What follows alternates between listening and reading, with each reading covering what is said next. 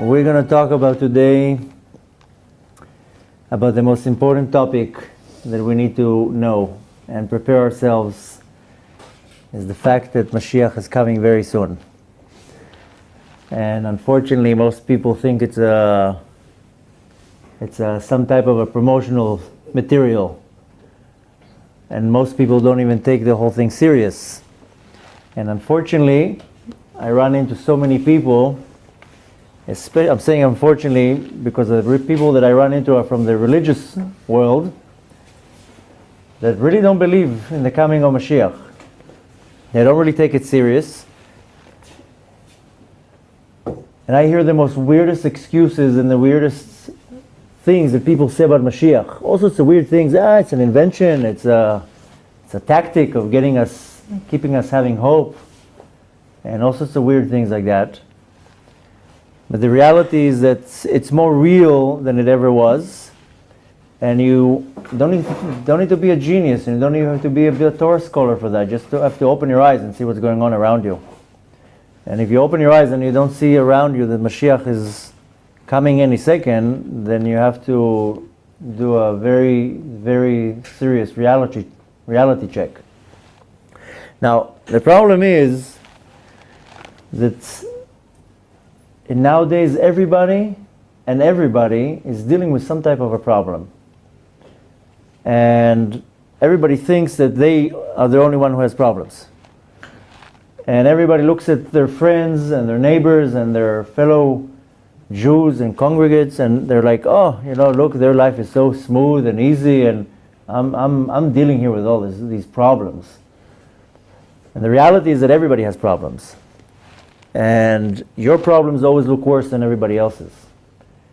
But the reality is that each and every one of us in our generation, doesn't matter where you're from, where you are, we all are dealing with serious problems.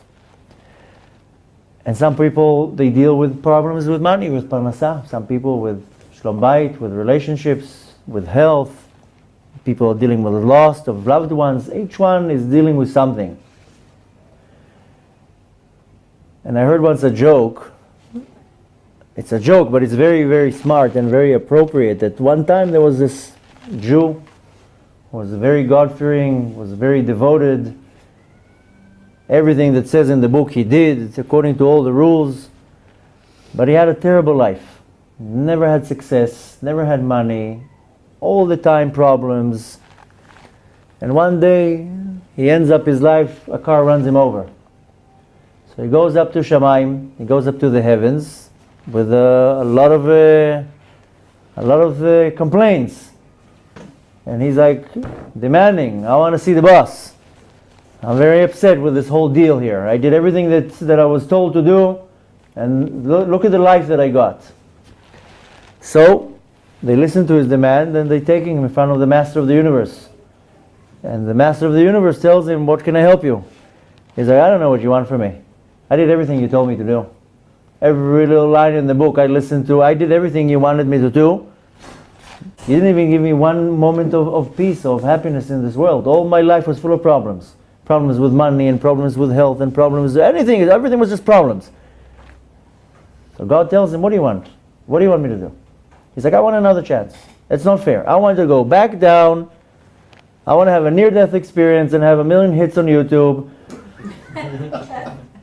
I want to go back down to this world, and I want you to give me a good life. So God says, listen, part of the rules here is everybody has to deal with problems. I mean, that's the script. There's nobody that can come down here with no issues.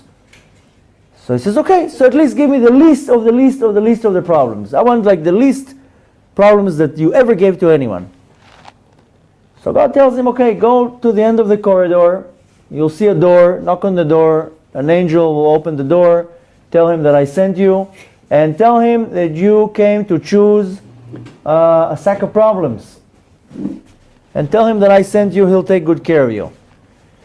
So he goes down the corridor, he looks for the door, he finds the door, he knocks on the door, a little angel opens the door and tells him, how can I help you? He tells me, listen, the Master of the Universe, he sent me here.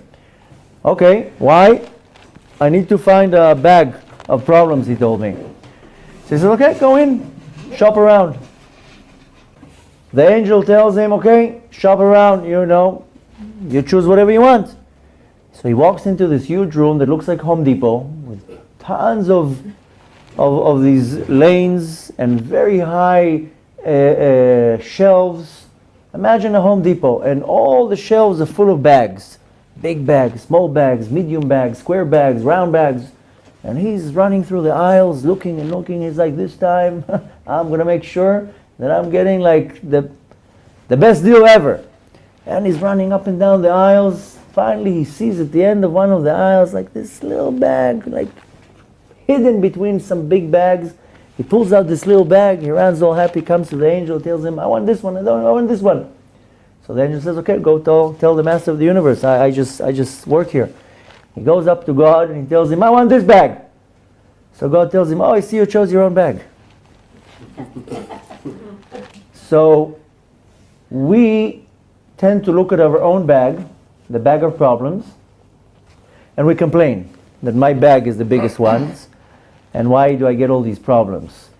Now there are reasons why we get hit with these problems. I'm not going to come tonight and explain to you why we get hit with these problems. That's not the point. We just have to accept it.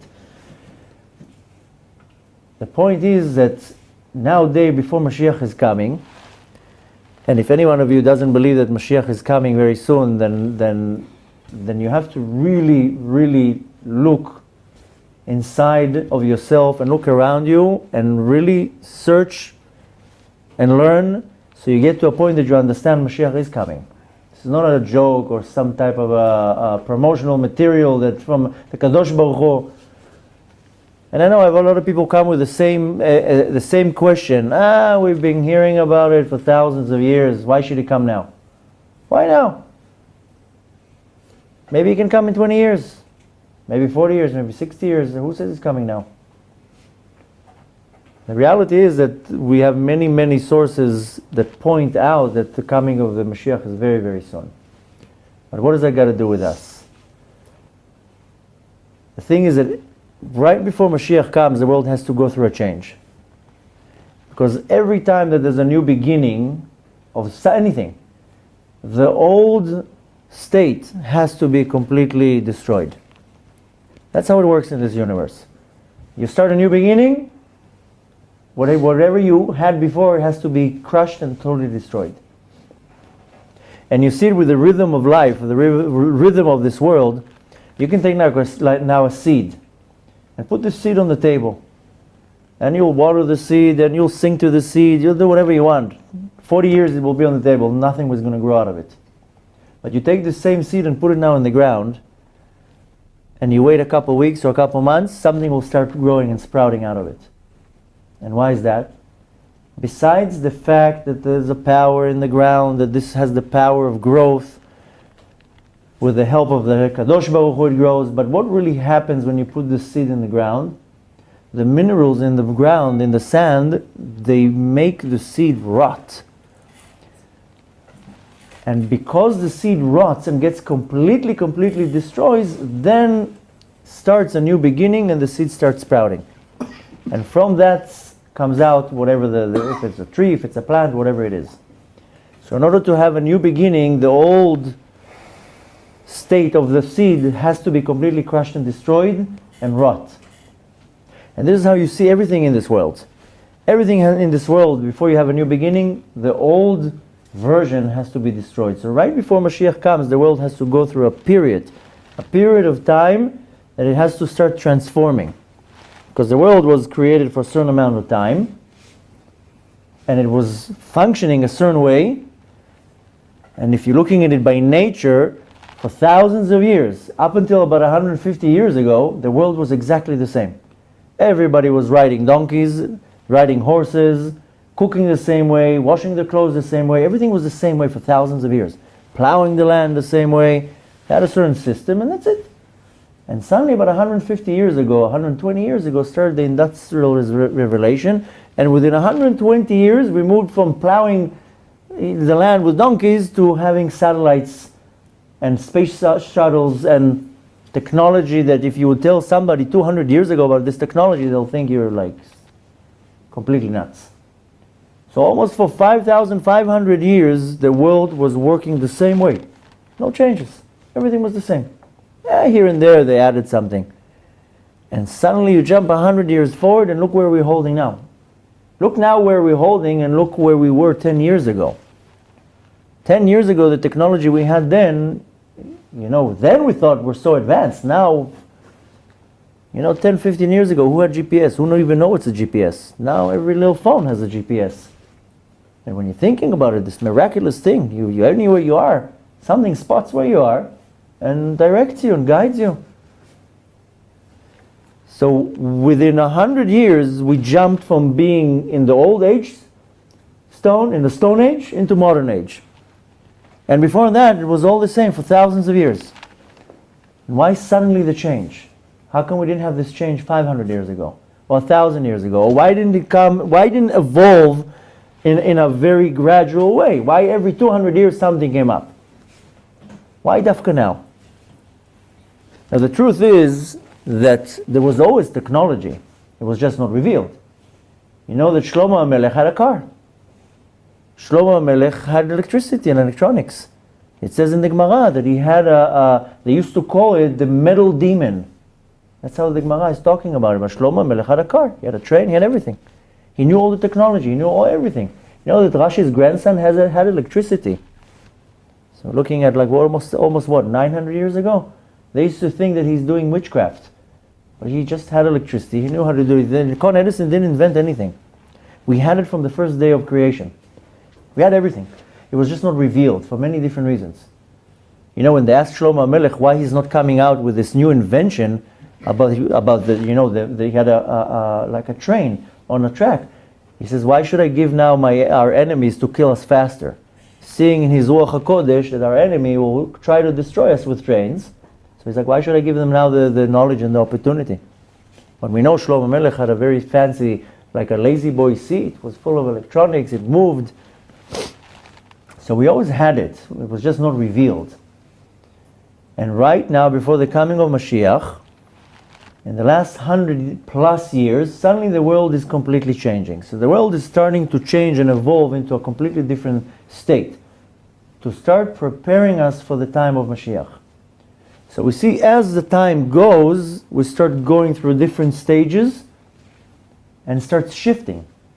The Zohar says that at the 700th year of the 5th millennium, that's when Chavlei Mashiach is going to start. It's giving a very quick calculation when Chavlei Mashiach is going to start. Chavlei Mashiach is the beginning of the period of Mashiach. Because as all explained, it has to be 70 years of Chavlei Mashiach, then 5 years of Mashiach ben Yoseph, then Mashiach ben David can start happening. That's of course if we didn't have the merit before that to bring the Geula much faster, but obviously that didn't happen. And it says in the Zohar in Parashat Vayera that when will Mashiach, the Chavlei Mashiach will start, when the Shekhinah is going to put its head between its knees, and the head of the Shekhinah will be the Netzach, between the Netzach and the Hod. Are you reading this? It seems like a very weird thing. The Shekhinah is going to put its head. Oh yeah, I'm going to explain that. What I'm saying is it's a very weird description when the Shekhinah is going to bend its head and put its head between the knees, and the Shekhinah is going to be positioned between Netzach and Hod. Now, not to try to overcomplicate it, but we know that we have 10 Sfirot. If you're looking at every millennium has 10 hundreds. So when it's talking about the 5th millennium, so we know 5,000 years, that's very easy to figure that out. Now, if you take 10 hundreds and you compare it to the 10 Sfirot, so start counting the Sfirot from above, Chochmah Bina Dat, Chesed Gvura Tiferet, Netzach, Hod Yesod. So between the Netzach and the Hod, what do you get? 700. Right? You following? Which means when is the time that the Zohar is talking about the Chavlei Mashiach is going to start? In Taf Shin. In 5,700. It's a very simple calculation. What's Taf Shin? 1939. That's when Chavlei Mashiach started. And we see it with our own eyes. That's when the Holocaust started. The start of the real suffering of our nation. Now we have to count 72 years from that. That's it. That's what the Zohar explains. But the Zohar explains that we have to go through periods of time. First we have to have the period of Chevlei Mashiach, unbelievable suffering, exactly like a woman who goes into labor. This is, in Hebrew, labor, you call it Chevlei Leida. So a woman has to go into labor, 9 months everything's fine, then 2 days before the baby comes, she's going through unbelievable pain. And the more it comes closer to the time of birth, and the pain goes worse and worse and worse and worse, and up, and then comes a beautiful baby, brand new life, all the pain is forgotten, and you have a brand new baby in this world. So we have to go through this period. So we already started the period. I'm not going to get into too many details because through 3 months ago when I was here in Ramat Bet Shemesh, we talked about the whole coming of Mashiach, and I gave a lot of sources and a lot of information, and it covers the whole topic. There's no point of really repeating it. And if some of you are new and you weren't there, so the lecture is posted online, you can go and look at it. The point is to understand that we have to go through the spirit of transformation in order to be ready to the coming of Mashiach. And right before Mashiach comes, it has to be brought down into this world that everybody's going through some type of a problem that they have to deal with. Now, it's not that 2,000 years ago people didn't have problems. And also 1,000 years ago people had problems, and 500 years ago people had problems. But not in the same level how we have them now. Now, there are very few people that they would look at me now and saying, what is he talking about? I don't have problems. I'm healthy, Baruch Hashem, I have a family, I have kids, I have parnasah, I have a home. What is he talking about, this guy? Problems? Yeah, I understand. A lot of people do have problems. I don't have problems. The fact that Mashiach is not here, that's the problem, to start with. So if a person looks at himself and he says, I'm fine, then you're not fine. Because Mashiach is not here, that's the problem. And it's a problem is because nobody's really screaming that they want Mashiach. Because I think people are just not educated to the fact that what are we missing? But the reality is that I don't think really there's enough people, maybe very few people, that really are screaming to Hashem to send Mashiach. So Hashem is trying to manipulate the situation in many different ways to push us against the wall that we will get to a point that we start screaming. Because when you can't find any salvation to your problems, then who do you turn to? You turn to the Master of the universe to solve the problems. But the thing is that it says that if Chas v'Shalom, first of all, it says that if any generation will have the merit, then the Geula is going to come, what's called Ve'achishena. It's going to come a little bit faster than what's the due date. But if Lo Zachu, if the generation doesn't have the merit, it says, Ma'amid ani aleim melech kshegzerotav kashot keshel Haman. I'm going to put on them a king that his decrees are as bad as a Haman. Umachziram lamutav, and I'm going to make them do tshuva. Now, first of all, if you're looking at it in the physical world, we do have a Haman. I mean, every generation we have a Haman. Every generation there's some Haman that comes to destroy us. Last generation, he did a pretty good job. But every generation there is a Haman that is ready to do his job. We have now one in Iran. He's also a Haman. He's waiting. Just give him the green light, he'll do his job. But he's a puppet of the Kadosh Baruch Hu. And why do we need a Haman? Because unfortunately, we function and we operate better when we're under pressure. When everything is good, then you don't need to do anything. When do you start getting in the program? Is when there's a lot of pressure. So Hashem says, okay, if you do it by yourself, no problem, I'll leave you alone. I'll redeem you, I'll send you the Mashiach. But if not, no problem, I'll squeeze you. I'll push you to a corner. I'll put a king that's going to be as mean as Haman. It doesn't have to necessarily be a physical Haman. Even though we have a Haman, every generation has a physical one. But it's a spiritual one. It's a spiritual Haman that wants to spiritually kill us. And every person, doesn't matter who they are, where they're from, they are dealing with their spiritual Haman that wants to kill their spiritual lifeline. And it manifests into this world and into our life that we have to deal with problems. And the problems in some cases are unbearable. It seems like there's no solution to the problem. Because the only solution is only Mashiach. There's no other solution. If you're looking at this world right now, remove for 1 second the concept of Mashiach and ignore the Torah for 1 second. Just look at this world. People are sitting now in the United States and they think that Donald Trump will solve the problems. And that's what really people think. They're living in some dream. Yeah, everything will be okay.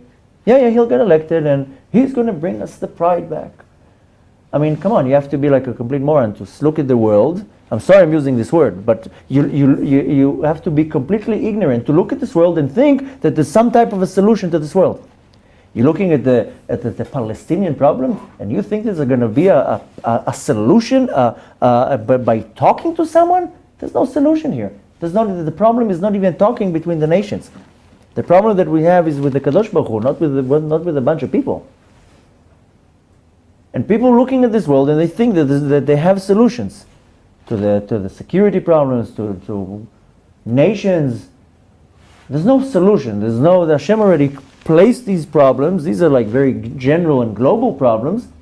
And any human being that thinks that we can come up with a solution, there's no solution. Because that's the way the world is evolving, and it was already planned 5,000 years ago. From the day the world was created, 5,700 years ago, the script was already written. There are very clear prophecies that are talking exactly what's going to happen. B'acharit Yamim. It's all written and organized. You just have to read through the scripts, and that's it. And you see what's going to happen. You see that it's really happening. You compare it one to one. It's exactly what's happening. And there's enough sources that you can read all these prophecies, that you go one by one and you see that every one of them is really happening in the order that it's happening. And people still think that Donald Trump is going to be the solution. Not that I have anything against him. I think he's a very nice guy, but he doesn't have any solutions. The only solution is only Mashiach.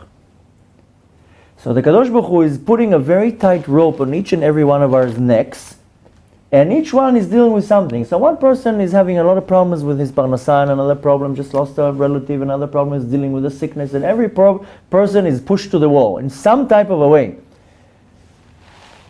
And very, very, very few people, maybe at this giving moment, are not dealing with something, but they dealt with something for the last 20 years, and maybe now Hashem is giving them a little break. But even if I'm fine, and I'm good, and around me I'm good, but my fellow Jews are dealing with problems, that's my problem. This is my problem. If I don't see somebody else's problem as my problem, then that's already a problem. Then I'm living in some type of a denial, that I'm on this deserted island, and I'm fine. But if my neighbor is suffering, how can I sleep quietly when my fellow Jew is suffering from anything? I have an obligation to help that person, to fight for that person, to support him, her, doesn't matter. The problem is that we're all stuck in some type of a quicksand of our own, and we don't even know barely how to deal with our own life. And then somebody, Meshugane like me, come and tells you, you have to worry about somebody else's problems. I have enough of my own. I now have to worry about somebody else's. The reality is that we're all in it together. And it's not happening by chance or by mistake. If you just look at it in very clear eyesight, just looking in a very clear way, it's very, very obvious. And Hashem is being so kind with us. I mean, the reality is that if you look at all the scripts, you see that the due date that we had for the coming of Mashiach, we passed it already. We passed the Be'itah, the time of the due date. And everybody agrees on that. It's not that it's like an opinion. The Zohar is giving 2 dates. One of them is Tafshin Nun, 1989, when the Gulf War started. Everybody thought, that's it, Mashiach is coming. Because that was the first calculation the Zohar is giving. And the other one is Tafshin Ayin. Now everybody, you talk to all the great rabbis with Mekubalim, they'll say it. We don't know what's going on here. Mashiach is very late. I'm sure there's a very good reason for that, and I think the reason for that is Hashem wants us to get the redemption in a very nice way. Kadosh Baruch Hu wants us to do tshuva. Kadosh Baruch Hu is giving us okay, I'll give you another day. Here, I'll give you another day. Just do tshuva. I mean, I have a theory. Don't take this as a source. It's just my theory that the reason why Mashiach is not coming, because first of all, Mashiach is already here. He's just ready to reveal himself. The problem is that every morning he wakes up, says to the Kadosh Baruch Hu, okay, today's the day, right? So Hashem tells him, maybe wait one day. I looked online and I saw today there's 1,000 lectures. And I saw that there's so many things going on today, seminars and lectures and classes. You know how many people will probably do tshuva today? Probably a couple hundred people. Will take on themselves a mitzvah. Will get a little bit closer to me. Maybe wait one day. You know how many people we can get on board in that one day? So Mashiach says, okay, fine, no, tough. And the next day, the same story. Do you think he's here in a physical form as a man? Yeah, Mashiach is ready to be revealed. He's here. He's here. I mean, he's not going to fall from the sky. Right. He's living amongst us in Israel? I don't know. I didn't look in Google Maps where he is. I mean, no, I'm no. He probably is in Israel because all the sources say that Mashiach is going to have to reveal himself in the north. I mean, it has to be. I mean, look, the reality is like this: Mashiach can come tonight. That's what it says. Mashiach reveals himself in the Galil. I don't know why. I just moved to the Galil to make sure that I'm free, first line to take a picture. So the reality is Mashiach can come tonight. So what? He's just going to fall from the sky? It's a human being. It's a man. That's what the Navi says. The prophet says. It's a man, a human being. And same with Moshe Rabbeinu. One day he walks in the street, in the mountain, boom, he gets a revelation. Now we don't know. I don't know how it is now. Nobody really knows. I don't know if we don't know if Mashiach knows that he's Mashiach. Maybe he still didn't get his revelation, but he's here. He has to be here. If Mashiach is coming tonight, I mean, Rav Kaduri said 10 years ago that the soul was already, the man is already here. Excuse me? Yeah. What about Ben Yosef? According to the sources, Mashiach ben Yosef already died. I mean, nobody knows exactly, but there are different prophecies that are talking about Mashiach ben Yosef. One of the prophecies is by a prophet called Zerubbabel ben Shaltiel. He's not a known prophet. He has a book, the book of Zerubbabel. It's mentioned in a few books, in Azariah, in Nehemiah. Zerubbabel is the great grandson of the son of the king of Yehoiakim, who's a direct descendant of David HaMelech. In the book of Zerubbabel, he has a prophecy that he says that before Mashiach is going to come, we are going to have possession of Jerusalem for 40 years. And after we have possession of Jerusalem for 40 years, we're going to have 5 years of a period of Mashiach ben Yosef. Then Mashiach ben Yosef is going to die. Then Leidat Mashiach, the birth of Mashiach ben David, is going to happen. Now, after 2,000 years of exile, when did we start having possession of Yerushalayim? 1967. Now take 40 years from that, that's 2007. Add 5 years of that, of the period of Mashiach ben Yosef, that's 2012. Now there are two great tzaddikim that died at that exact time. One of them is the grandson of the Baba Sali, Rabbi Abu Chatzera, who died exactly on Kaf Chet Tammuz, that according to all the calculations, this is exactly when Mashiach ben Yosef has to die. Now again, don't take my word, I'm just giving you facts that I'm reading. And also Arav Eliashiv, whose name was Yosef. Now we don't really know who's Mashiach ben Yosef, because all the sources says that we're not going to even know who's Mashiach ben Yosef. He's just acting behind the scenes. So Isn't there going to be a period before Mashiach comes that Jerusalem will be taken over by the Arabs for a certain amount of time? you didn't look at the news lately? Well, I know that's what's going on. Okay. Yes, So- hello. So just open the news and you see that Har HaBayit is not in our hand. So that's what it is. I mean, they're playing football there every day. No, the way they explained it to me was that. Okay. There is an opinion that's talking about that there's going to be 3 wars of 3 Gog and Magogs, and there's a whole explanation on that the first World War I and World War II were the first 2 ones. World War III, the third Gog and Magog. It's comparing how Hassan Kheriv came to Yerushalayim 2 times. One time he didn't make it. One time he won. One time Hashem went out and fought them. There's a whole deep explanation about the fact how the nations will come to fight over Yerushalayim. Right. But the reality is that we have possession of Yerushalayim right now, but we don't really have possession, because who's really controlling Yerushalayim? Even if you're looking at the Arabs, who's controlling Yerushalayim? The Israeli government. That's not really a Jewish possession. As long as you have Erev Rav in the Knesset, we don't have real possession over it. The thing is that there's a little bit of a mess, and I don't want to get into all the sources and stuff like that, why and who. The point is that in regards to Mashiach ben Yosef, we don't know who he is. According to the sources, Mashiach ben Yosef already was here, did what he had to do, and that's it, and moved on. And there are other sources that are talking about that exact same time will be the end of the period of Mashiach ben Yosef, then can start the birth of Mashiach ben David. Of course, we always had the opportunity of bringing the Geulah faster. This is called the Achishena. If we have enough merits, then the Geulah will come faster. But obviously that didn't happen, for whatever reason. I don't know why. But at this point, if you want to look at it in a more of a exact source way, then Mashiach is very late. We're way past the date already.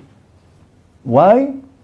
I don't know. Because if the Geulah Chas v'Shalom is going to come in a very bad way, then there's going to be a lot of loss in souls, a lot of casualties. And because I think the Kadosh Baruch Hu just wants to bring it in Chesed v'Rachamim. He wants us to have the merit that the Geulah is going to come nice and people will do tshuva. Kadosh Baruch Hu is not looking to Chas v'Shalom bring destruction into the world. Kadosh Baruch Hu he wants the tshuva of everybody, even the wicked people. Kadosh Baruch Hu wants tshuva. The wicked Jews? The wicked Jews, yeah. Not the wicked Goyim. Hashem wants tshuva from everybody. You know, the Goyim, there's nothing wrong with them. They're part of the Geulah. Mm-hmm. In every place you look, there are wicked people. But the Goyim are part of the Geulah. Because at the time of the redemption, 2/3 of the world will be destroyed, which remains 1/3. That's 2 billion people. 2 billion people, we're talking about 5 times the size of America, of non-Jews that will be part of the Geulah. Now, for many generations, people were dealing with the non-Jews like as if it's dirt, which is the biggest Chilul Hashem. And up until today, people, they relate to the non-Jew like it's like the scum of the earth, which is Mamash Chilul Hashem. I sometimes, when I became religious and I went to different neighborhoods in New York, how I saw how they treating the non-Jews, it's Chilul Hashem. It's Mamash Chilul Hashem. First of all, you don't know if they're Jews or not. That's the Varishon. In our generation, you don't know who's Jewish and who's not. Especially in America. After 3 generations after the Holocaust, you can point on so many people and tell them, this is a non-Jew. No, it's not. It's a Jew. Exactly like you. So that's first of all. Second of all, how do you know? Maybe he's going to convert tomorrow. Third of all, even if he's a righteous Jew. A righteous Goy. Besides the fact that after the time of the Geulah, at some point, all the Jews will be elevated to level of Nevi'im, and the rest of the nations that are going to be in the world will be all converted. There's not going to be religions. They're all going to be Jewish. Now, besides that, one of the first commandments that God gave us when we were in the desert is that you should be a light to the nations. V'tiyu li atem mamlechet kohanim v'or lagoyim. I have a job here. I have to be a light to the nations. So if I'm treating them like garbage, what kind of a light am I? So the way Jews unfortunately treat non-Jews is very, very disgraceful. They're children of Hashem to start with. I'm not talking about the wicked ones. Unfortunately, there's also wicked ones in our nation.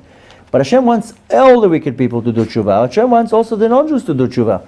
They have to do tshuva in their way. They also have mitzvot. They're part of the system. And for hundreds of years, they were not in the system. Why? Because they were murdering us and killing us and raping us. So, the heads of the generations put these segregations. Don't be part of them. But the reality is that 30 years ago, the Lubavitch Rebbe says, no, you have to go and educate now the non-Jews. We are ready for the Geulah. We've been waiting for Mashiach for years. We're waiting. The non-Jews are not waiting. They're not waiting. Go and educate them. They have 7 laws of Noach. Go and teach them. So they're part of the Geulah. So also the non-Jews that you let's for now call them wicked, they also have to do tshuva. It's in a different way, but they also have to repent and come back to Hashem. But the reality is Hashem wants all the wicked people to do tshuva. I mean, if you really, really look at it, it's very easy to look at another person and says, oh, I wish that person's going to burn in hell. It's the easiest thing to do. Because every one of us has somebody that you can point a finger on and say, I wish that person will explode. And every person can probably do that. And probably you can do it on 10 people. That's the easiest way out, because every one of us has somebody who really hurt them. The point is that not to be upset and to be angry at the person who did something bad to me, is rather to find in myself the place to let it go. Because when I'm upset at somebody, then the problem is in me, because I'm holding this negative charge in me. Yeah, that person is wrong. I'm 100% right. There's no argument right now if I'm right or he's right. It doesn't matter. That's not the point, who's right. In this world, it's not about who's right, it's who's smart. You're in an argument, it doesn't matter who's right. You can be a 5,000% right. You're not going to win the argument. In this world, what counts is who's smart, not who's right. Now, to be right, that's not a big chokhmah. And in many of our arguments and disagreements that we have, I'm holding I'm right. I deserve here to be right. Yeah, but that's not going to help right now. And if I hold some type of grudge to anyone, the one that I'm punishing is only myself. Because that other person that did something wrong is just walking around wherever he's walking around, minding his own business, and I'm the one who's holding something negative in me. This is the source of all the sicknesses. People who are very, very sick, it's because they don't know how to release something that happened to them 50 years ago. They're just carrying it around with them. What else is Mashiach? Well, Mashiach is going to bring world peace. He's going to bring everybody together. He's going to remove all the obstacles in the way. He has a lot of things he needs to do. But the bottom line, what he's going to bring, he's going to bring the world to a state that we are ready to start accepting this godly revelation in a much higher level. He's going to have to clean everything, really. He's going to elevate the world. He has a lot of different things that he has to do. The thing is that we have to prepare for that. The thing is that if you want to look at it in a Kabbalistic term, everything in this world is created with a vessel, and then there's a godly light that has to go in the vessel. When the world was created with a light. That's what it says in Sefer Bereshit. Hashem created the light. Vayior. Now, really, when you're thinking of it, the sun and the moon were created on the fourth day. But on the first day, it says Vayior, that Hashem created the light. So where's that light? Anyways, the commentary says that this light was hidden to give in the future, to give to the tzaddikim. But the world was created with a spiritual light. The problem was that at the time of Adam and Chava, Adam, more to say, wanted to reach to a higher level much faster than what he could handle. And he drew down to the world very, very strong lights. And his own vessel could not sustain this light, and the vessel broke. This is what's called in the Kabbalah, Shvirat HaKelim. That Adam HaRishon was created in this world, in Olam HaAsiyah. And he knew he had to climb into Olam HaAtzilut. But it had to go through stages. And he wanted to grow right away into Olam HaAtzilut. So what did he do? He pulled too many lights into very small vessels. This is the problem how we get hurt in most situations in our life, is that we pull to ourselves too many lights, and we either don't have vessels or the vessels are too small. And then the reality is that the vessel will break. This is where people experience in their life sadness, emptiness, depression, all these emotions, because they draw too many light to their life with some type of an act, which in most cases can be a sin, and there wasn't a vessel to hold this light. So the vessel exploded. And the reaction, how it manifests into our body, is right away you feel an emptiness, because you don't have any vessel to hold this light. So you feel a void. This is the concept of a sin, of a avirah, of a chet. And we learn it from something that is impure. What's something impure? Is that it cannot hold this godly light. This is what's called impurity. Because we have many different levels of impurity. What's called tumah. Tumah is not that it's something dirty.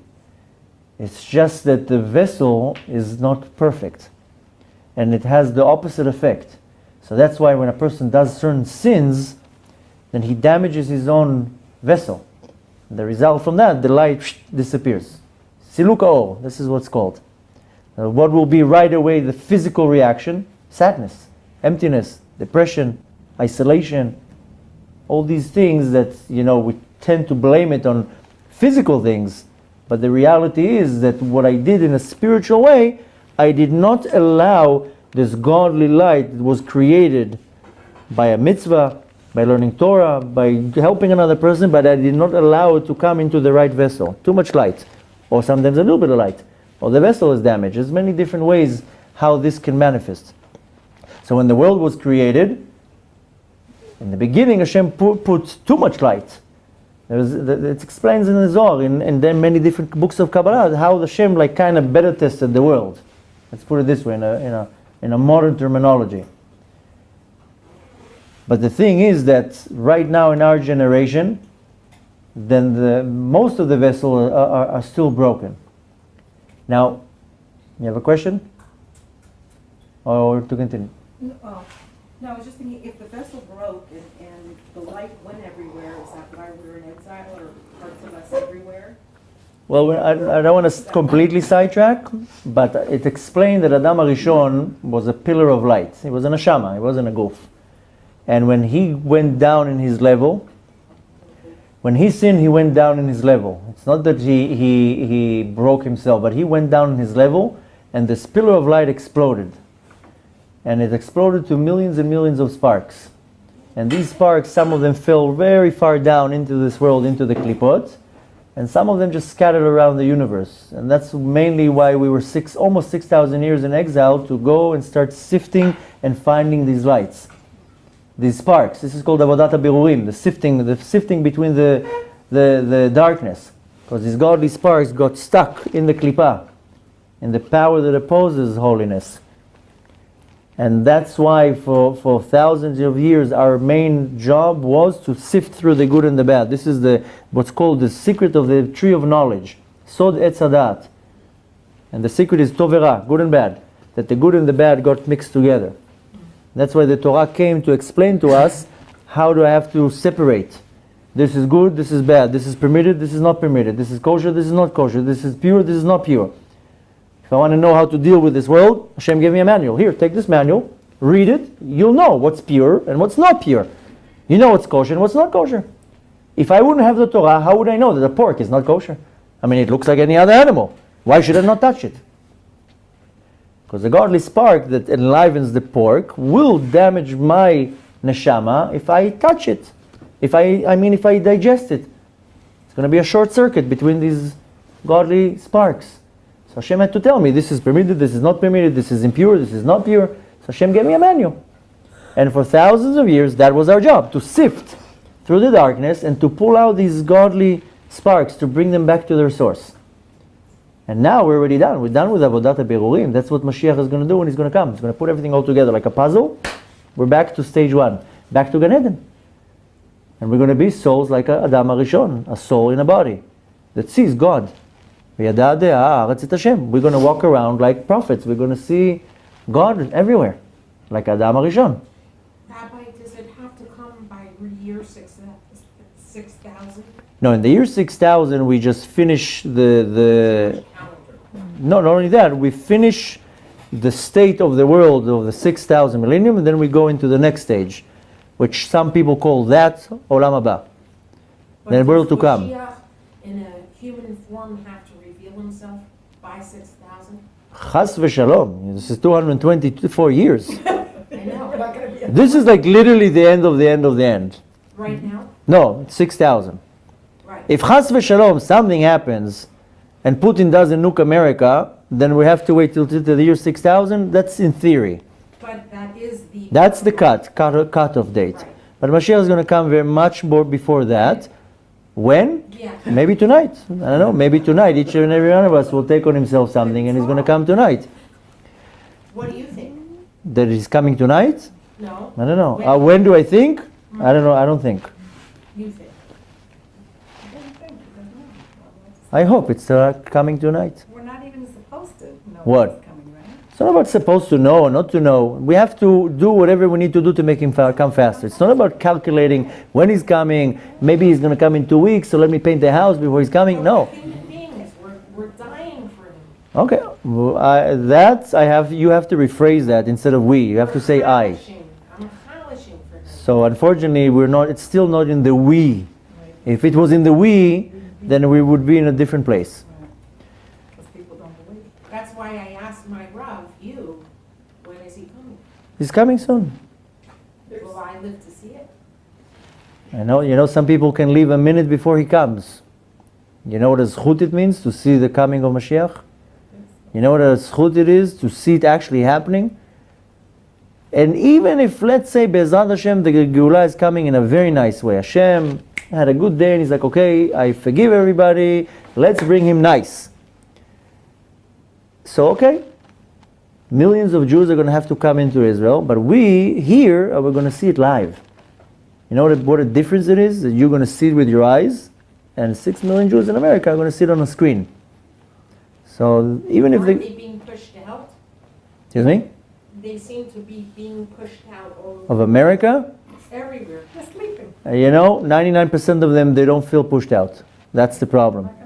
The reality is that any normal human being that lives in Europe or America, if they don't pack their bags and moving, something's wrong. There's just something wrong here. But we talked about it the last time in the lecture about the redemption, that I explained how everybody's trapped in this klipa. And this is the klipa that we were trapped in when we were in Mitzrayim. The Zohar calls this klipa kelev. Didn't Hashem judge us based on 80% of the Jews, not on 100%? At the time of Mitzrayim, Again, there's nothing to do with being judged. Yes, 20% went out. yes. Because 80% chose to stay Yes. in America. They thought that Trump is going to help them. Right. But yeah, 20% went out. Right. So might that happen right now? No, in this Gula, everybody will be redeemed. What is the Yeah, that's what it says. No, the Zohar explains that how is it possible that in the time of Mitzrayim, for 210 years, not one slave was able to run away? How can it be? They didn't have fences, they didn't have gates, they didn't have drones, they didn't have an army, they didn't have cameras. How could it be that for 210 years one person could not run away? It does not make sense. So the Zohar explains that first of all they had these guard dogs. You know, when the Jews left Mitzrayim, it says "V'lo yicharatz kelev leshono," that Hashem made the dogs quiet. Now there wasn't poodles in Mitzrayim or Dobermans. What are these dogs? If you look at the ancient scripts, you see that they had these idols, and they had shapes of animals, and one of them had a body of a human being and a head of a dog. And these idols, whenever a slave would run away, they would start screaming, "Hey, he's running away! He's running away!" That's when they left Egypt, 3 million people, Hashem made them all quiet, and the dogs didn't talk. But the Zohar explains that how did really the slaves were not able to run away? Because a slave will come to the border, and this kelev, this klipa, would come to him and tell him, come, where are you going? Where are you going? What, are you going to the desert now? Go back to your Egypt, to your limitation. Your family's there. Your relatives are there. You have a job there. Who cares if it's a stinky job and you're living on food stamps? But it's your job. Where are you going to go? Are you going to go to the desert now where you don't know anybody? When are you going to go to Israel? It's dangerous there. There's no jobs there. So the klipa would convince the slave to go back to Mitzrayim by saying, your family's there. What, are you going to start a new beginning? Go back to your comfort zone, to where you are familiar with. Just go back. And that's how the slaves would go right back, because they would be like, okay, it's not paradise here, but my family are here. And I still have my job. For hundreds of years, they didn't look at it even as slavery. Only when Moshe came and things started becoming hard, then it became real slavery. They looked at it as a job. Look now at almost any Jew in America. I'm not talking about Israel. Israel is the same. But look now at any Jew in America. They're also slaves. They're slaves to their job. I don't know. I know very few people in America that are like sitting like this and happy. Most of the people work very hard for their money. So they're slaves too. And they're slaves in a different way, because I have to have a nicer car because my neighbor just got a nicer car, and I need to build another room to my house because my neighbor built another room to my house. I'm a slave to the money. So they're slaves now too. So this klipa would numb everybody, put them in this comfort zone and numb everybody. You're good where you are. Go now to almost any American Jew now and tell them you should go to Eretz Israel. It's not safe here. It's not a safe place. Leave me alone. Everything's okay. I have a job here. What am I going to do in Israel? Crazy that I came. So why? Because people are like numb. They're under this klipa that numbs them, that puts them in a very comfort zone, that even though it's not comfortable, because the majority of the Jews in America right now, they're on food stamps, they're on vouchers, on government housing, they don't have a normal life there. Very few are still somehow making it. But the reality is that the majority don't. Go to Borough Park, everybody's on food stamps there, everybody's on government housing, Medicaid, everything. They don't have money. All of these neighborhoods, I'm not just saying Borough Park, almost any neighborhood you'll have a fraction, a percentage that they're actually still normal. But why are people not packing their bags? Because they're in their comfort zone. We have the same klipa in our generation that puts everybody in their comfort zone. Well, we had the same klipa before World War II and nobody wanted to. Exactly, yeah. This is the klipa that puts everybody in a numb state. They didn't believe. Now in our generation, you know how another way of this klipa, how it manifests into the world? That everybody is drugged up. Oh, wow. So the klipa dresses itself into the generation according to what the generation can offer. 90% of the generation is drugged up. Numb. Don't feel the problems right now. Don't deal with problems right now. Just take the pill and relax. That's why I don't agree with the whole pill thing. It's just an easy way out to shut people up. So of course we have this klipa. This klipa comes from Amalek, is to numb us down. Amalek has the power, asher karacha b'derech, cools you down, puts you in a very comfort zone, a very numb zone. Don't go the extra mile. And this is the problem. The problem is that every one of us is stuck in this comfort zone, and on top of that, a pile of problems. That who wants to even think about Mashiach? Who has the energy to scream to Mashiach? I'm so occupied now right now with my problems, and you want me to go now to the streets and tell people Mashiach is coming, everybody's going to laugh at me, people are going to think I'm crazy. Well, why are we getting this rachumos from Hashem when are most of us davening to wait, Mashiach don't come because my soul, my neshama isn't aligned yet, I'm not ready? Is that coming clear, coming more strongly than bring Mashiach now? I mean, that's a dichotomy. We most of us want to wait because we have 60 years of tshuva to do.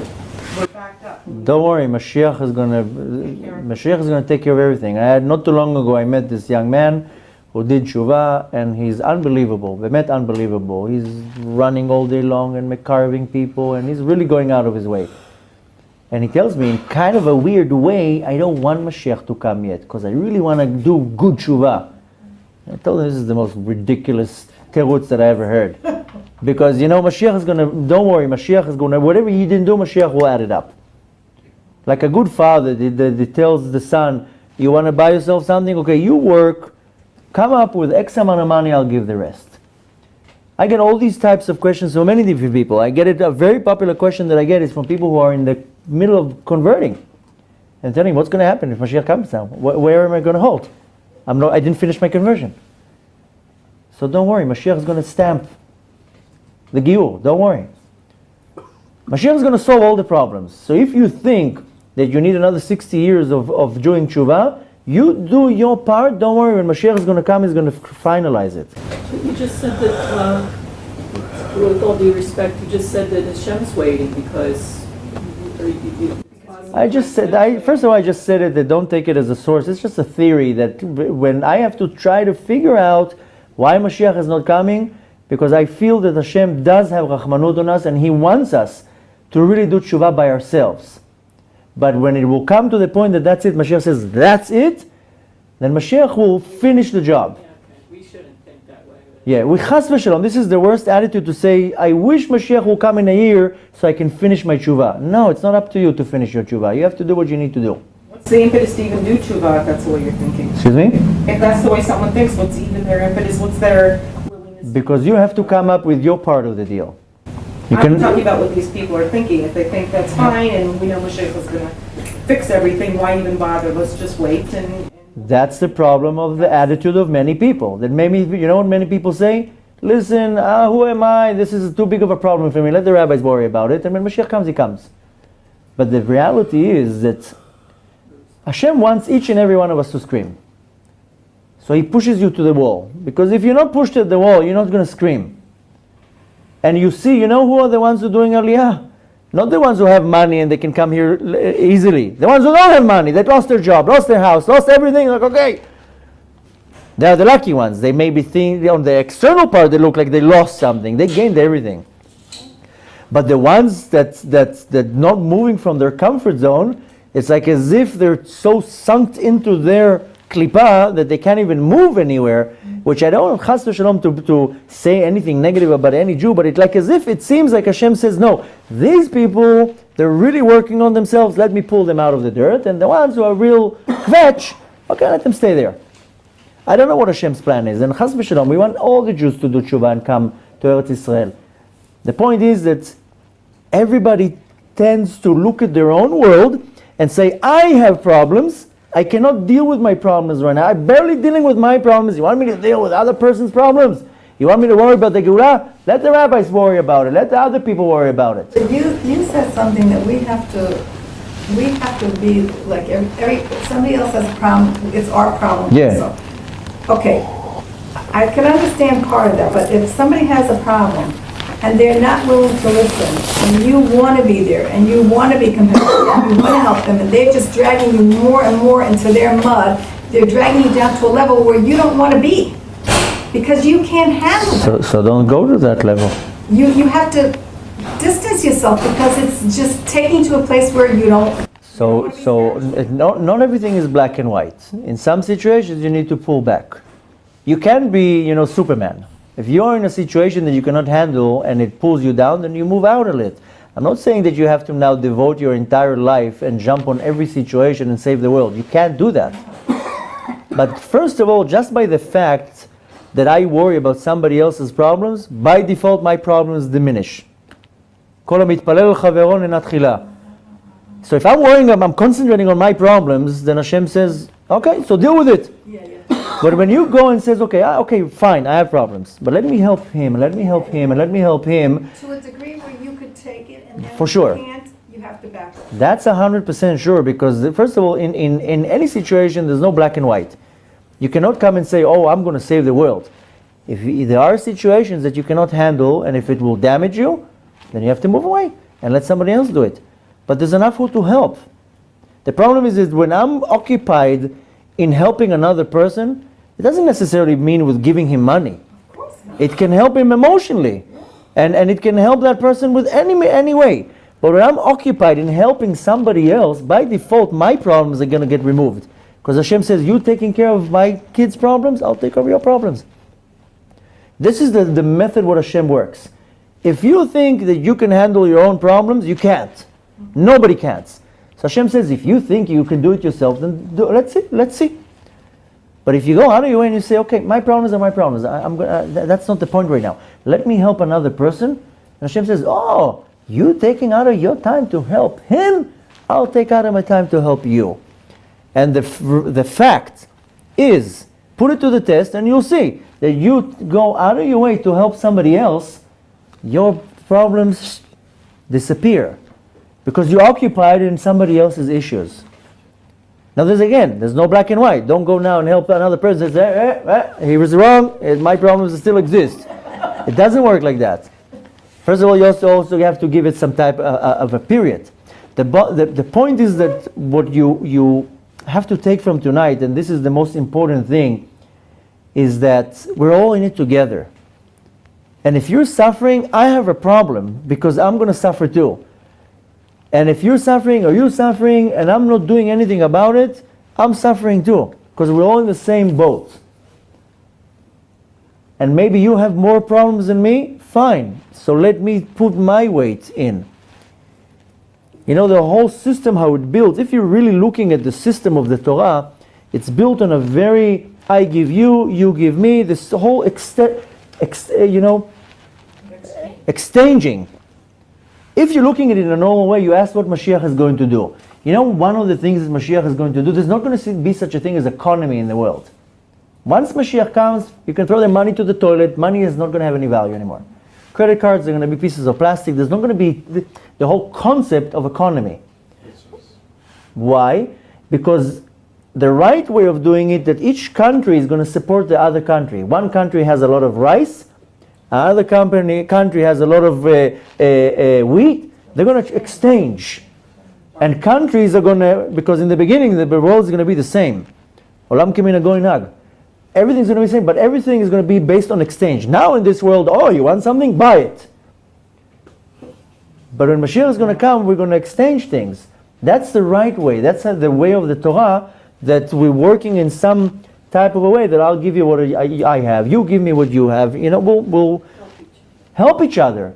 That's one of the things that Mashiach is going to achieve, because once Mashiach comes, there's not going to be such a thing as money. There's not going to be such thing as economy. That's why you're seeing that the world started changing in stages. In 2007, the materialism and money and economy, that's when it crashed the first time. That's when the entire world started shifting. That the value of money started deteriorating. At that time, Rabbi Ginsburg, who was a great Mekubal, said, this is the point where the world, the physicality of the world is turning in. That's it. Money is going to start going down and down and down. And you see that first, half the world lost their wealth with the crash. A couple of years later, Hashem sent some shmegeg, took everybody's money, made off. He made off with my money. And you see how the world slowly is losing value. Looking at this massive country, an empire, the United States, in a deficit of trillions and trillions of dollars. So you see how it's evolving, that before Mashiach is going to come, money is not going to have value. I don't think it has value in it right now. No. It says in the Gemara in Masechet Sotah that the cost will be outrageous, that everything is going to be not normally expensive. But once Mashiach comes, that's it. There's not going to be value. There's going to be such a thing as an economy. Because the base of the Torah is that we're all living together. That's why when there's a certain tzaddik, his name is Rabbi Ashlag, and when he came to Israel in the early century and he saw the kibbutzim, he was like, wow, genius! That's how it's supposed to be. That everybody's a community, and everybody's giving something to the community, and everybody's getting something here. But the only problem with the kibbutzim that they took Hashem out. So he's like, the concept is genius, but where's Hashem? So when Mashiach is going to come, that's going to be the reality, that we're going to be helping each other. Now the more we do it now, we're just bringing the reality closer. Unfortunately, there are two ways how the Geulah can come. It can come in a very nice way. And it says in the book of Daniel that if the generation is worthy, im zachu, Mashiach is going to come on what's called an ananei shmaya, on these clouds, the heavenly clouds. We're all going to like fly on clouds. And the Gaon Chida says this is kepshuto. It's going to be like that, on clouds. But im lo zachu, that's what it says in the book of Zechariah. If the generation will not marry, the Mashiach is going to come poor and riding on a donkey. Now, he's not really going to ride on a donkey. The point is that Mashiach is going to have the donkey. The word donkey in Hebrew is chamor. Chamor comes from the word chomer. Chomer is material. Mashiach is going to have to come and break the material. Break the materialism of the world. And that means that it's not going to come nice. That's why it's crushing, and economies are crushing, and situations and relationships, everything is crushing. That's how Mashiach has to start crushing the chomer. In order for us to see that the chomer, the materialism, is nothing. It's an illusion. It doesn't even exist. He has to completely break it, because we're all slave to this materialism. Now, the Zohar is talking about 3 wars, 3 Gog and Magogs. There's another Midrash that's also talking about that. So we know that we went already through 2 of them, and now we're waiting for the 3rd one. Now with the 3rd Gog and Magog already started, first it always starts in the spiritual level.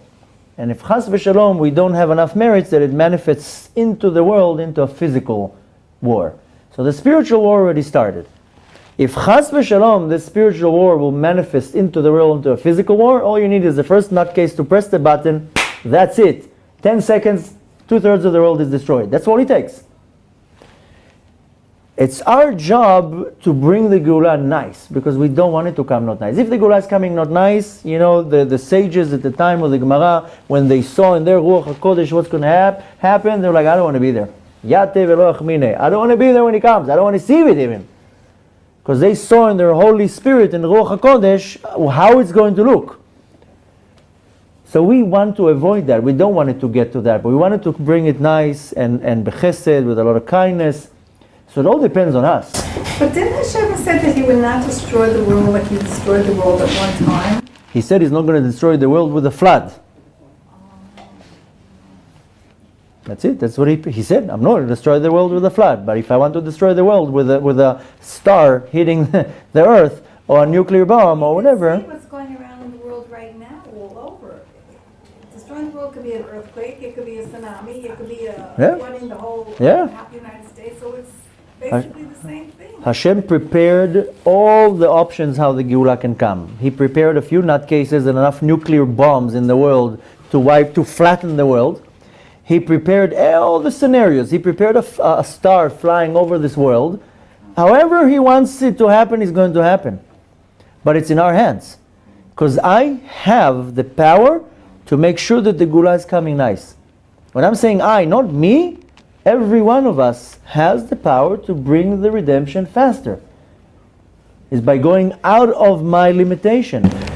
Our world could be blown to kingdom come, and we still will exist spiritually. Is it by? But that's not the point of the world. That can happen. That we're first of all, physical bodies, but we have. I don't know. First of all, the body can die, the soul can never die. So you used a term, the world will be exploding to somewhere. Yeah, it can happen. But first of all, the soul is eternal. The soul will never die.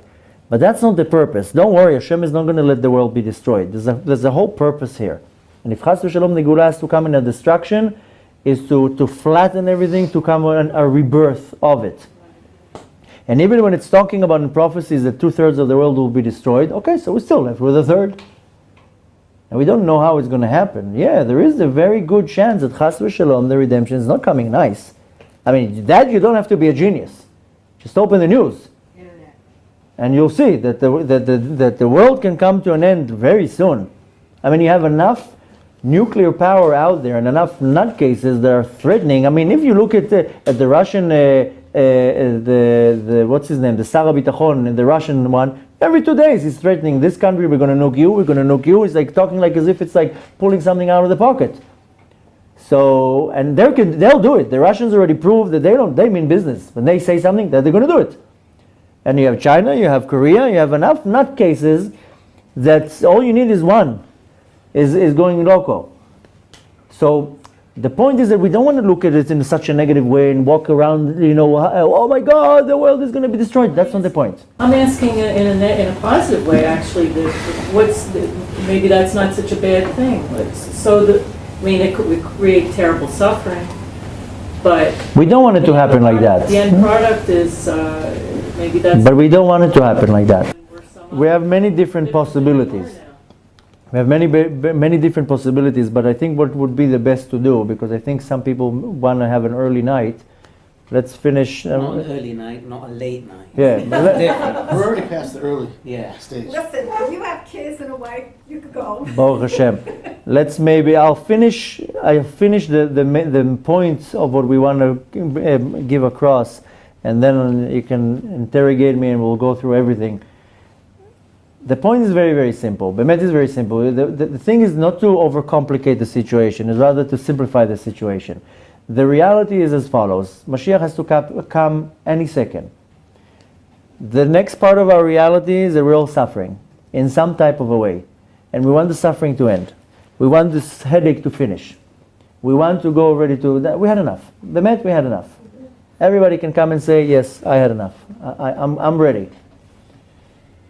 Hashem is being... How do you make people, What? how do you make people understand that it's not enough?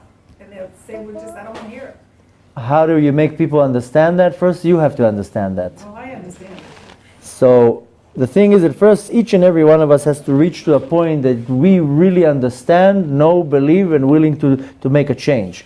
I mean, to talk in theory is very, very nice, but very few people really believe 100% when they wake up in the morning, they're looking in the sky, is Mashiach here? No, he didn't come today. Wow, I have another day to do a lot of mitzvot. Let me see what I can do.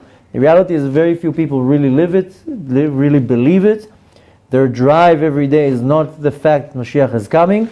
How to get to do it, that's a different lecture. The point is that, there's a whole pattern what a person has to do. And the first thing that one needs to do is to get himself on the track that totally ignore my situation right now. It's not about my situation. It's not about me right now and my problems. It's about a global thing. How am I solving this major problem? Because if I solve the major problem, then my small issues will be solved. And that happens, first of all, that a person has to be God-fearing. There's no discounts here and negotiation. I'll do 1 million a day, 2 million, I'm not going to have to do it. There's no negotiation here. And I know many people, they say, okay, you have to go in stages. And that was good for 10 years ago, go in stages. Right now, it's, when a person, chas v'shalom, has a sword on his neck, there's no time for stages. Not too long ago, I have a young student in his late 20s that chas v'shalom lo aleinu, they found something in the head and he freaked out. The doctors tell him we have to run tests, MRIs, all these CT, everything. We think there's something going on. He blew a gasket. That's it. I'm going to die. Now this is a guy who was born and he's frum from birth, but he's not really frum. He's like frum in the holidays. But he's doing his part, and everybody's telling him, take your time, and it's okay, and this and that. And suddenly he has a due date, and the doctors are telling him, listen, it doesn't look so good. For 3 weeks he was the tzaddik of the generation. He was the first one waking up, first one in the minyan, davening, learning, everything. For 3 weeks he was a tzaddik of the generation. Never seen anything like it. Why? Because he had the option of maybe chas v'shalom dying. So he made a very quick calculation. What are my options? If I die, I better come up there with some with some material and not come up there with all my schmutz. And if chas v'shalom there's an opportunity of maybe not dying, only him will change the situation. So I have to get on his good side. He's texting me. How do I get on Hashem's good side? Tell him, what do you think? It's your buddy? You have to get on his good side. So the reality was that he was so under pressure that I'm not exaggerating. For 3 weeks he never seen such a tzaddik. The whole thing, the whole 9 yards. Now I'm not coming and chas v'shalom complaining or saying anything. Baruch Hashem, he learned his lesson. After this, Baruch Hashem, nothing happened, by the way. The doctors said, it's okay, everything's okay. But first of all, he got such a scare that he got his act together. Now, you should not wait for that scare. You should operate. I mean, it's a very negative attitude to operate in the fact that maybe today is my last day. But if you're looking at it in a very, let's call it a reasonable way, or rational way, today might be my last day. How am I conducting my last day on this world? What am I leaving behind me? Am I leaving junk? Am I leaving something? What am I leaving? It's not a good attitude to live like that. But you have to add that to your daily agenda. Maybe I'm on the list today. Maybe today is my day. How am I living my day? Am I living my day to the fullest? I might not have tomorrow an opportunity to do what I can do today. So that's the first thing one needs to do, is to live your life that, wait a minute, this is not 20 years ago that one can say, okay, I have time. No, there's no time. So first of all, you want to be 100% on the top of the chart. Because if chas v'shalom, the redemption is coming not in a nice way, only whoever has the zchut will survive. I mean, Hashem says very, very clearly, you have a zchut, you'll survive. He says it clearly in the Torah. V'atem advakim b'Hashem Elokechem chayim kulchem hayom. You holding Hashem, you'll survive. David HaMelech says very clearly, Pol mitzidcha elef, u'rvava miyaminecha, elecha lo yigash. 1,000 will fall on this side, 10,000 will fall on this side, nothing's going to happen. You're just going to walk. So if a person is holding in a place that he has enough merits, he has nothing to fear. And if chas v'shalom it was his time to live, that was the date. And he might be lucky and he goes on Kiddush Hashem. But a person, first of all, most important, has to hold himself in a point that, am I really holding Hashem? Am I really davek b'kadosh baruch Hu? and to make yourself a whole account. And it's very easy to wake up in the morning and say, ooh, I have a whole list of problems, so I can't make it to the minyan. And I have a whole list of problems, I can't do this and I can't do that. That's just looking at myself and saying, oh, my situation is so bad, I can't handle my problems, so therefore I can't be a religious Jew today. What is that going to do with it today? You still eat, whatever you do, you still breathe. You still eat, you still go to sleep. Now again, chas v'shalom, don't take my words the wrong way that I'm chas v'shalom minimizing problems of people. I'm not. I'm not coming and saying, everybody's whining. I'm not saying that. Please do not take my words and say that I'm thinking in a very distorted way. I do look at every individual and I feel bad for whatever they go through. And I feel the pain. And I can relate with every person. I'm not chas v'shalom making nothing small. I'm just saying is that the only solution, everybody's looking for solution. The only solution is Mashiach. So I have to work towards that. I have to work towards that solution. And the basic thing is, first of all, I have to follow the Torah. That's it. There's no other way. There's no loopholes. There's no shortcuts. And the next thing is that I have to go out of my way to help another person. That is what Hashem is really going to melt his heart. When we love each other and we're nice to each other, that's it. That's where we push Hashem's soft spot.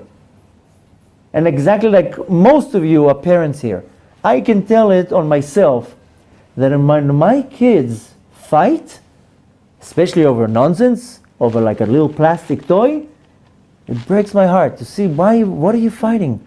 On a plastic toy, just give him the toy. This is what you're fighting over? It breaks my heart. It makes me sometimes angry. How can you fight about something so minor and irrelevant? But when they get along and they're best friends, biggest nachat. Don't give me anything, just give me this nachat to see my kids getting along with each other. And Hashem is exactly the same. He looks down at us, and when we fight over something irrelevant, he's like, no, what are you doing? What are you doing? And when we get along, wow. So we need to hit Hashem in the soft spot, in the soft point, that he sees how we're getting along. Now, it's not easy. It's very hard to tolerate everybody else, like you're saying, it's hard. But that's the nisayon, that's what we have to do. I don't have to love everybody. I have to tolerate them. And I have to coexist with people and to find the good in every person. If they want to reciprocate. Doesn't matter, there's good in every person. Every person has good in it. And if I'm not able to see the good in another person, first of all, it means I didn't look enough. More than that means that I'm not refined, that I'm not able to see in another person the good in him. Yeah, we all have bad. I also have bad. And if I'm looking at the mirror and I'm not able to tell myself that I have bad, something's wrong with me. Everybody has bad. So if I'm able to look at somebody and see the bad in them, okay, I have bad too. Let's remove the bad for a second. Let me see what good you have, and now I can see the good in you. Because I can able to see good in me, so I'm able to see good in you. And you're also a Jew, and you're also the child of the Kadosh Baruch Hu, and yes, you're having a hard time right now. I can understand. The point is that we're in such a quicksand hole and going down and down and down that the only way to get out of it is only when it's a group. Our sages say, "En chavush matir atzmo mi bet ha'asurim." A prisoner cannot get himself out of his own cell. I'm stuck in my own cell. I need somebody to take me out. And how somebody will take me out if I take somebody else out? And it's a chain reaction. The reality is that we're all in it together. If we're separating each other, then Hashem says, okay, I can't really help you. You have to be Barchenu Avinu Kulanu Ke'echad. We want the blessing, you have to be Ke'echad. So I'm not saying anything is easy. Everything that I'm just saying now is very hard. To be totally God-fearing, that's very hard. Because I have many other things to do in my life. And to be totally united and totally Avat Israel and totally tolerate, yeah, of course it's hard. But what are my options? What other options do I have? There's no other option. So the point is that each and every one of us has an unbelievable responsibility to bring the redemption. That's why Hashem is putting this pressure on every one of us. Because really, when you're thinking of it, really, nobody's really acting. And you know when you really, really see it? 3 weeks ago, a little girl is being murdered in her home. Nothing. Everybody puts pictures on their Facebook wall, and everybody says it's sad, and that's it. I cannot understand how half this nation doesn't go out to the streets and goes crazy. They're numb. I do not understand that. They're numb. They see so much that they can't handle it. No, I'm not coming and chas v'shalom trying to explain why. I'm just seeing that where do you see that nothing is moving, that we are able to see such a thing. You hear a mother crying her heart out, and we sympathize for 3 minutes, and then, okay, I gotta go do my shopping. The reality is that Hashem is pushing us to such a point which is unbelievable that people don't lose it when things like this happen. And that is the proof that nobody is really pushed to the point that I had enough of it. Every now and then you see some guy losing it and doing something. And what does he look like? A Meshuggah. That's what he's looked like, a Meshuggah. And people come and condemn him.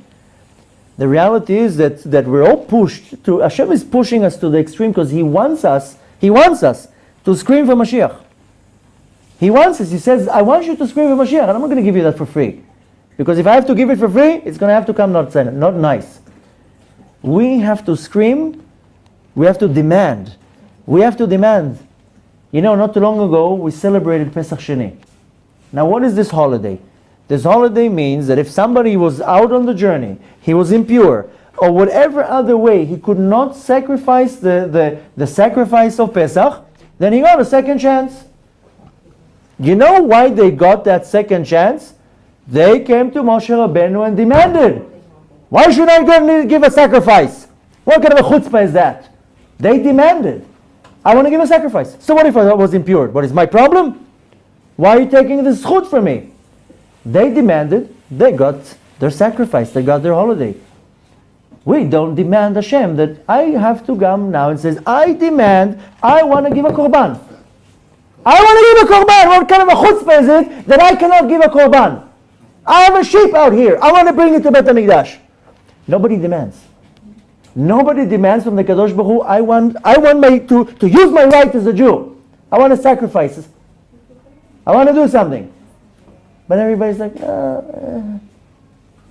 So the bottom line is that we're all numb. You're right, we're numb.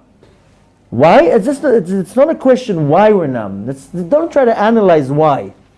The point is that something has to happen. There has to be an action. And if I'm not willing to take an action, then you're not going to be willing to take an action, and you're not going to be, and you're not going to be. Because you says, if he's not doing it, why should I do it? If he's not doing it, why should I do that? So it has to be the first Meshuggah. The thing is that everybody has to look in their own world and says, okay, I need to take action here. In my 4 amot, what am I doing in my own life? So so I pray 3 times a day, and I keep Shabbat, and I eat kosher, very good. Next, what's next? What am I doing in my own life? How am I becoming much more refined? It's not right now about doing the actual mitzvot. If you're not doing that, that's a whole different problem. It's about how am I refining myself, how am I working on myself, and then how do I reach out to another person? And more than that, we have to start demanding. Rabbi Shimon Bar Yochai says that the generation of the first Bet HaMikdash died because they didn't demand the Geulah. We don't demand the Geulah. I think very few people really demand from the Kadosh Baruch Hu, I want Mashiach to come. This is not a joke anymore. So the point is that it's not why we're numb. It's how am I getting out of this state of being numb? What do I do? Now if I'm not going to do nothing, then you're not going to do anything. So I have to initiate. In my own community, in my own home, in my own shul. Don't be afraid. People tell me, people will call me crazy. People think I'm nuts. People laugh at me. People think I'm crazy too, but I don't. Who cares? I don't care. This young man that I told you about, that was about to lose his life because they thought he has a tumor in his head, he didn't care what people think. He had an agenda. And his agenda was very simple. If I'm going to Shamayim, I'm coming up with something. And if I'm not, then I'm going to change my fate by doing what Hashem wants me to do. At least I did my part. He had an agenda. He did not care. You think you're going in Yerushalayim or any other place here in Bet Shemesh on Shabbat? You think somebody walks with a talis on himself on Shabbat? He cares. If somebody thinks he's laughing at him, not laughing, who cares, Bechlal, what people think about me?